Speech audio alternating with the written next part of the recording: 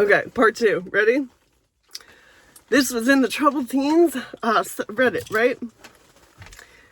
Seminars. I'm wondering if there's a way I can make a direct connection between weird, quote, emotional growth, unquote, leadership, breakthrough seminars and the troubled teen industry business.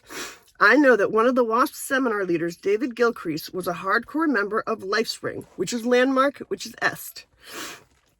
Lifespring for many years. This company put on emotional breakthrough seminars, but was disbanded by the government for being a cult and a scammy MLM. Lifespring methods, including that fucked up lifeboat exercise, were used at CEDU and WASP facilities. This is 5 years old. I thought I had discovered something new when I figured out that, like, when Rocky told me that he did the lifeboat at in a WASP seminar in my documentary when I was filming him. I thought that I'd figured out something new. Somebody figured this out 5 years ago. Why aren't we talking about it? Where was I? Including the fucked up lifeboat exercise we used at CEDU and WASP facilities. We're used at CEDU. To me, this is somebody from CEDU talking, because why is he talking about CEDU like it's the first thing he's identifying with is CEDU? Yeah, because he says, Lifespring methods, including that fucked up lifeboat exercise, were used at CEDU and WASP facilities. e.s.t, aka the Forum, aka Landmark, in its current state, was started by Werner Erhart in the late 60s and applied a lot of concepts that seem too similar to CEDU, Straight Inc., and many others. Mel Wasserman seems like the type to get into e.s.t, to be honest. Wondering if anyone can find any other direct connection besides David Gilcrease. Usually, people say the root of the TTI is Synanon, but I think there's a couple more base components that need more research. Eventually, I'd like to make a huge project connecting everything, politicians and ambassadors, Straight Inc., drug treatment industry, etc. I'm so disorganized, though, I don't know what to do with all the mass of random info I have so far. So this was archived. Only 16 people voted it up and 15 people commented on it. I swear one of these voices is Evan Wright, just by the way it fucking talks. Somebody said, I know that Janine of Spring Ridge Academy uses seminar style trainings and was trained at a WASP program in Utah. Somebody else said, rumor has it David Gilcrease was married to Janine Courtney, who founded Spring Rose and held the seminars herself. I'm having a really hard time getting the marriage records, though. The original poster said, the plot thickens. Yes, name them. This is a good little note I'm going to jot down here. I wonder if there's any connection with Mormonism. WASP is like a crossover point in the Mandela-like Venn diagram of programs. And that's it, is that maybe he didn't know, maybe this wasn't out yet, but Mel Wasserman and Bill Lane, CEDU's founders, Bill Lane is a part of Synanon. Mel Wasserman, I believe, was a lifestyler of Synanon. They sold land to the Litchfields and I think gave seed money for them to start Cross Creek. Yes, it's a good news. I've confirmed that they divorced in 1998. I don't know if he was connected to Mormonism. What else? Somebody had a link to the civil court case information for the dissolution of marriage between Jean B. Courtney and David Lawrence Gilcrease. Somebody put, you want to look at the entire, and to me, this sounds like Evan Wright, but I don't know if it is. Okay. You want to look at the entire human potential movement. You will want to look into all the big names who taught at Esalen Institute in Big Sur, California. That's still open. Esalen is it's like a sister of Synanon that's still open and active. People go to Esalen to be accredited in psychotherapies. And it's also like a spa, I guess. Okay. Many TTI use language used at hippie communes. You really want to look at the hippie culture in San Francisco. You will see strains of American Zen Buddhism in TTI. You will see a strong amount of late 1960s, early 1970s hippie counterculture influencing TTI, especially no-cal San Francisco counterculture. For those of you who don't know, TTI means Troubled Teen Industry. You will also want to look at Outward Bound, which is much older than the TTI. It's founded in 1941 in the UK. It was based on the outdoor education that went on in Gordonstoun College. It always had a personal development quasi-therapeutic aspect to it, even though the trips were not generally led by mental health professionals.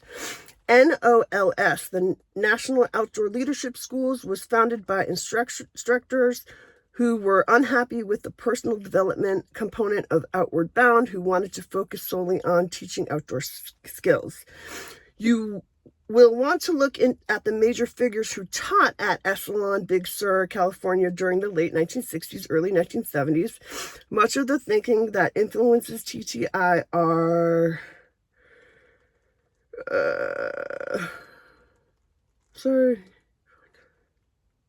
Much of the thinking that influences TTI to this day comes from the counterculture mental health practitioners who taught there. This includes Carl Rogers, client-centered therapy, Dr. Abraham Maslow / hierarchy of needs, Dr. Fritz Perls / transactional analysis, Janov / primal therapy. I know that's fucking Sidhu. Virginia Satter, that's / its family fee. B.F. Skinner, behavioral therapy. He's MK Ultra. And R.D. Lang / he's anti-psychiatry. Esalen is still functioning. In 2011, Gordon Wheeler realized that it was functioning more like a cult / hippie commune and that management was completely out of touch with reality.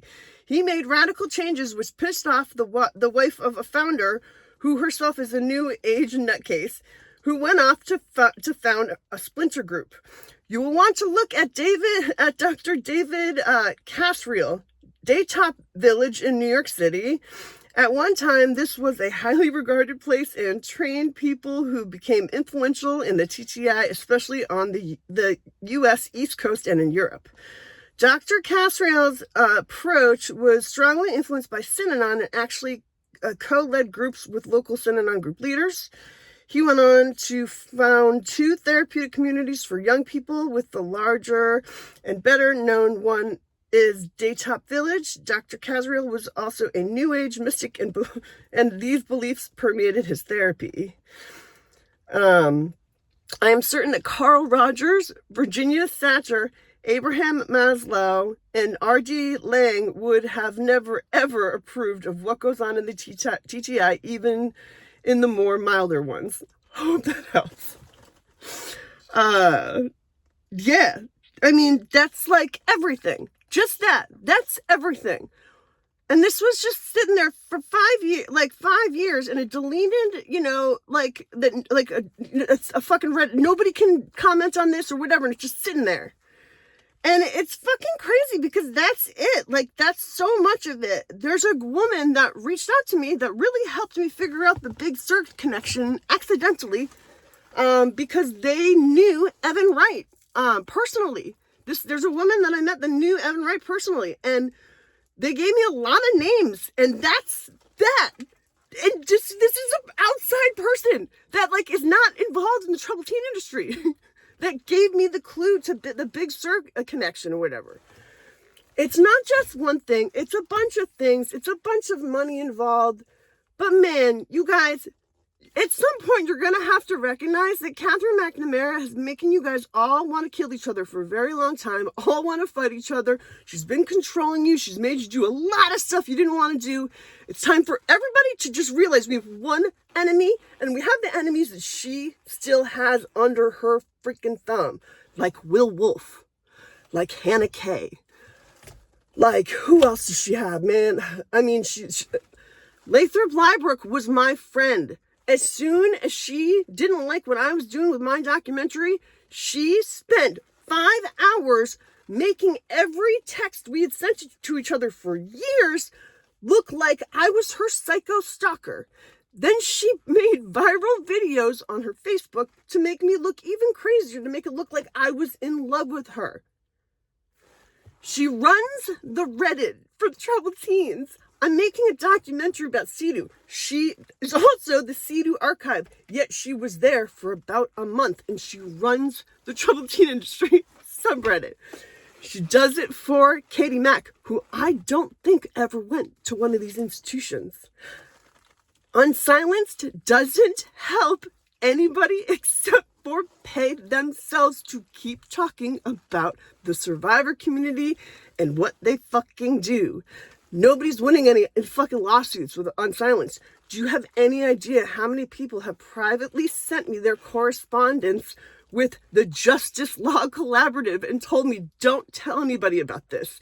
Every secret freaking lawyer lawyers correspondence that I've gotten from Survivor, it's every single one is the Justice Law Collaborative. That's gotta be something. Katie Mack is a fucking plant. She's making it so we don't talk about these experiences. We don't talk about what the fucking bigger thing is. Her last name is McNamara. Look up that fucking last name. Look up Robert McNamara, man. All right. I see you, survivors. Goodbye.